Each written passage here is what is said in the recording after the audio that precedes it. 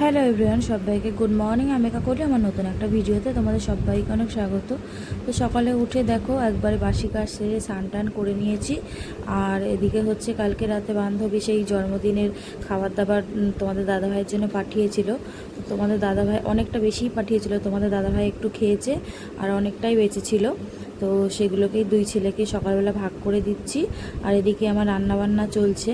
তো আজকে রান্না করছি হচ্ছে ডিমের ঝোল আর বাদবাকি পুঁই শাক আর একটু ভাজা করব। তো সকালে উঠতে একটু দেরি হয়ে গেছে, প্রায় তখন বাজে ওই 7:30 মতন। তো উঠে বাসি কাজ সেরে রান্না করতে করতে অনেকটাই দেরি হয়ে গেছে। তো এই জন্য এদিকে দেখো মানে আগের ট্রেনটা তো পাবো না, পরের ট্রেনটাতেই যেতে হবে।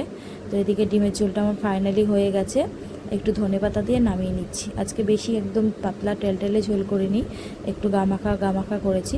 ঝোলটা খেতে খুব সুন্দর হয়েছিল, কালারটাও দেখো দারুণ এসেছিল।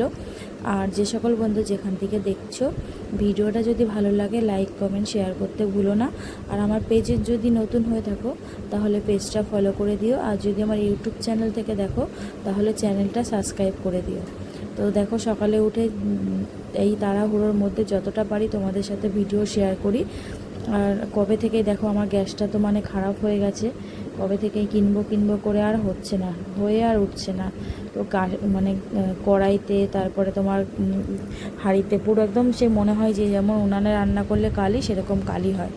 তো দেখো এদিকে একবার আমার সব রান্নাবান্না কমপ্লিট। চলো তোমাদের সাথে রান্নাটা ফাইনাল লুক শেয়ার করব, করে খাওয়া দাওয়া করব। এখানে দেখো ভাত করে নিয়েছি আর করেছি হচ্ছে ডিমের তরকারি, কালারটা দেখতে কি দারুণ হয়েছে না। আর এখানে করেছি পুঁই শাক আর একটুখানি ছেলেদেরকে দিয়ে ফ্রাইড রাইস ছিল, তো সেটাই সকালবেলা আমি খেয়ে নেব। আর এদিকে করেছিলাম কাঁকরোল ভাজা।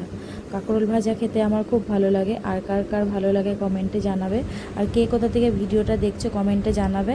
তো চলো আজকের মতো ভিডিওটা এখানেই শেষ করছি।